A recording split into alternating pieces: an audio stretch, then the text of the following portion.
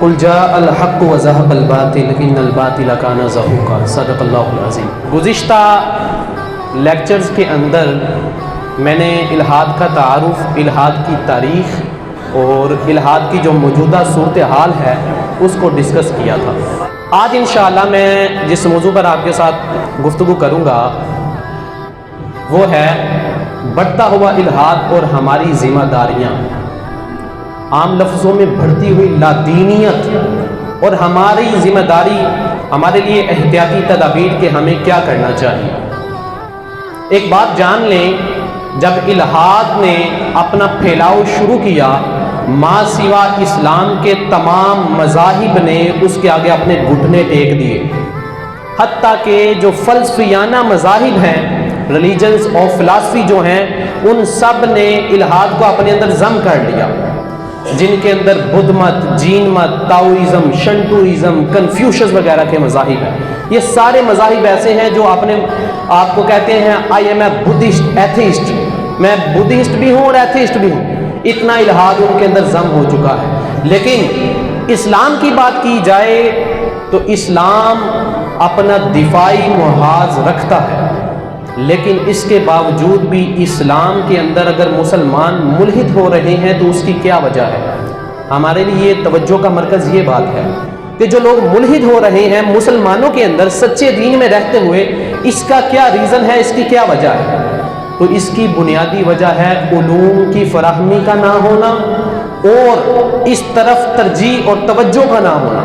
ہمارے اہل علم کی ترجیحات کا مرکز کوئی اور موضوعات بنے ہوئے ہیں، الحاد ہماری توجہ کا مرکز نہیں ہے، جس کی وجہ سے وہ چال چلتے ہوئے ہمارے درمیان پھیل رہا ہے۔ یونیورسٹیز کے طلباء دو اقسام پر مشتمل ہیں، یا تو وہ ملحد اور سیکولر ہو چکے ہیں اور اسلام کے خلاف بکواس کرتے ہیں، آپ ان سے بات کر کے دیکھ لیں، ان کو داڑھی رکھنے کی بات کر کے دیکھ لیں، یا پھر ان کا جو بیک گراؤنڈ ہے وہ مسلم فیملی سے تعلق رکھتے ہیں، راسخ العقیدہ لوگ ہیں، وہ ان سیکولر اور لبرل لوگوں سے لڑتے جھگڑتے رہتے ہیں۔ لیکن معاملہ یہ ہے کہ ان مسلم طلباء کے پاس بیک اپ کمک موجود نہیں ہے، وہ آپ کے منتظر ہیں، وہ اس بات کا انتظار کر رہے ہیں مدارس کے طلباء اٹھیں اور ہمیں علم فراہم کریں اور ہم ان کے منہ کو بند کریں۔ میں ایک مثال پیش کرتا ہوں، گزشتہ چند دن پہلے واٹس ایپ کے اندر، فیس بک کے اندر ایک ہندو ریشنلسٹ کہتے ہیں عقل پرست کو، ایک ہندو ریشنلسٹ بڑا یونیورسٹی کے طلباء کو چیلنج دے رہا تھا، میں ثابت کرتا ہوں قرآن انسانی کلام ہے، آؤ میرے ساتھ ڈیبیٹ کرو۔ لیکن طلباء کے پاس کیونکہ علم موجود نہیں تھا، وہ اس کا چیلنج ایکسیپٹ کرنے سے کترا رہے تھے، اور جن اہل علم کے پاس وہ جاتے تھے ان کا یہ کہنا تھا ہمارے پاس وقت نہیں ہے، یا ہمارا یہ موضوع نہیں ہے، ہم تو فقہ پڑھنے والے ہیں، ہم تو حدیث پڑھنے والے ہیں۔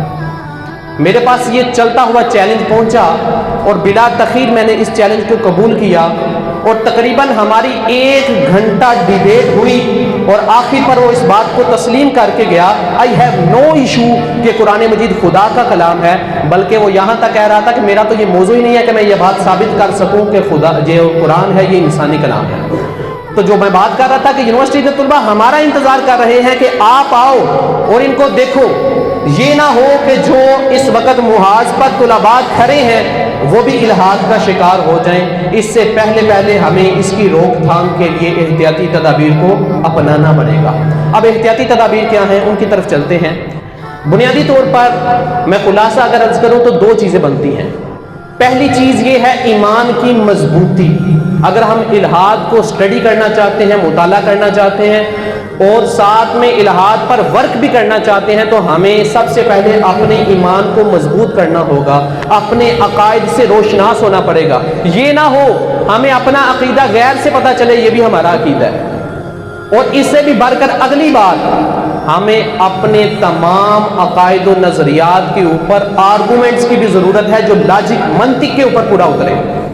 یہ بات درست ہے کہ ہم خدا کو بغیر دلیل کے مانتے ہیں، اور یہ بات ہم ڈنکے کی چوٹ پر کہتے ہیں کہ ہمیں کسی دلیل کی ضرورت نہیں ہے، لیکن جس کلچر، جس سوسائٹی کے اندر ہم رہ رہے ہیں، دوسرے کو اپنی آئیڈیالوجی سمجھانے کے لیے ہمیں دلائل کی ضرورت ہے۔ تو ہمیں اس کے لیے جہاں اپنے عقائد و نظریات کو سیکھنا ضروری ہے، اسی کے ساتھ ہمیں ان کے لاجک اور ان کے آرگومنٹس بھی سیکھنے پڑیں گے۔ वगरना ये होगा कि हम भी तशकीक में मुब्तला हो जाएंगे, और जिस तरह लोग दिन ब दिन उस तरफ जा रहे हैं और हमारा भी नाउज़ वो हाल ना हो जाए। दूसरी चीज़ जो एहतियाती तदाबीर के अंदर मैं जिक्र कर रहा था वो ये है कि हमें इल्हाद के हवाले से मुताला की अशद ज़रूरत है। अगर हम अपने सामने मुखालिफ को समझते नहीं, जानते नहीं, तो उससे गुफ्तगू मुमकिन नहीं है। जब तक हम अपने मुखालिफ को न जान लें तब तक हम उससे बहस मुबासा नहीं कर सकते। तो इसलिए इल्हाद की दुरुस्त तफहीम, इल्हाद को समझना ज़रूरी है। इस हवाले से हमारी कोशिश जारी है साहबजादा साहब के साथ कि हम बहुत जल्द यहाँ पर लाइब्रेरी के अंदर जदीद मौज़ूआत के ऊपर कुतुब को भी यहाँ पर ला सकें इंशाअल्लाह। इससे आगे मज़ीद चलें तो हमारे लिए जो चीज़ है, जो हमारे लिए सबसे ज़्यादा ज़रूरी है, वो है दीनी उलूम के ऊपर दस्तरस हासिल करना। यूनिवर्सिटीज़ के तुलबा क्यों पीछे हट रहे हैं? उनके पास उलूम नहीं है, उनके पास दीनी उलूम नहीं है, इस वजह से वो खड़े नहीं हो पा रहे, वो स्टैंड नहीं ले पा रहे। आपके पास वो हथियार मौजूद है, बस बात यह है कि हमें इस्तेमाल का तरीका नहीं आता। अब मदारस में ज़्यादातर तो रुझान ये होता है कि जो तुलबा होते हैं वो शौक़ की वजह से नहीं आते, घरेलू मामलात होते हैं, या तो यूनिवर्सिटी का वालिदैन खर्चा अफोर्ड नहीं कर सकते, वो मदारस में डाल देते हैं। खैर जो भी मसला हो, आप अब यहाँ पर आ चुके हैं, अब आपके पास दो ही रास्ते हैं, या तो टाइम पास करो, वक़्त निकालो और यहाँ से चले जाओ। ये वक़्त भी गुजर जाना है, बल्कि ज़िंदगी ने भी गुजर जाना है, बाकी वो रहेगा जो तुम काम करोगे।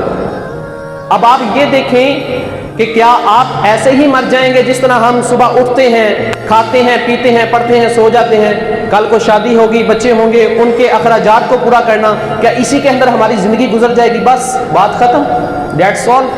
नहीं, हमें किसी मकसद के लिए अपनी ज़िंदगी को बनाना पड़ेगा, और ताकि कल को लोग हमारे नामों पर फख्र कर सकें कि ये बंदा पीछे हमारी तारीख के अंदर गुजरा है। तारीख में अपना नाम रकम करें, जदीद चैलेंजेस को कबूल करें, जदीद उलूम को सीखें, और जो आपको सिखाया जाता है यहाँ पर दरसे निज़ामी के, ये वो उलूम है जिनको सीखने के लिए यूनिवर्सिटीज़ के तुलबा 10-10, 20-20 हज़ार ऑनलाइन पे करते हैं सिर्फ 2-3 घंटे के लिए। तो आपको तो यहाँ पर फ्री मिल रहा है, बस थोड़ी सी कोशिश की ज़रूरत है। हमें तफसीर का इल्म होना चाहिए। मैं देखता हूँ मुल्हिदीन लाइव चैनल के ऊपर अब आना शुरू हो चुके हैं इंडिया के अंदर लाइव, और न्यूज़ चैनल पर बुलाकर एक मौलवी बुला लिया जाता है जो इल्म के लिहाज से कमज़ोर होता है, तो फिर क्या होता है कि मौलवी का तमाशा बनाकर उसको फारिग कर दिया जाता है। और एक तो मैंने ये देखा था कि मौलवी साहब आयत पढ़ रहे थे, दरमियान में अटक गए, मुल्हिद बता रहा है मौलाना साहब आयत ऐसे नहीं ऐसे है। इसी तरह हदीस का मामला, तो हमें खुद इल्मे तफसीर और इल्मे हदीस और इल्मे उसूल हदीस सीखनी पड़ेगी, हमें इनके अंदर गिरफ्त रखनी पड़ेगी ताकि बातिल के मुंह को बंद कर सकें। वो यहाँ से हदीस उठाकर इतराज़ करें, ये देखो ये तुम्हारी किताब में लिखा है, हम उसका मुंह बंद कर सकें, हाँ हमारी किताब में लिखा है और इसकी असल हैसियत ये है। तो इसके लिए हमें सीखना पड़ेगा।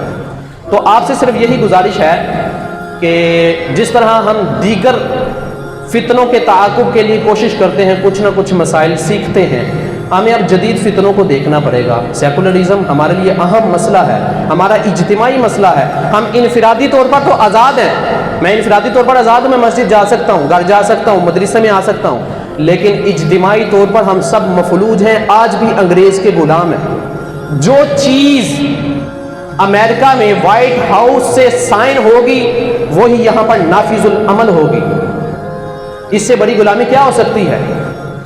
और इसकी भी जो वजूहात हैं उन पर इंशाल्लाह आइंदा गुफ्तगू करेंगे। तो इस हवाले से हमें कोशिश करनी पड़ेगी और अपने मुताला को भी वसी करना पड़ेगा। अल्लाह रब्बुल इज़्ज़त की बारगाह में दुआ है कि अल्लाह ताला हमें इसके ताक़ुब करने की हिम्मत और जुर्रत अता फरमाए। व मा अलैहि इल्लल बलाग।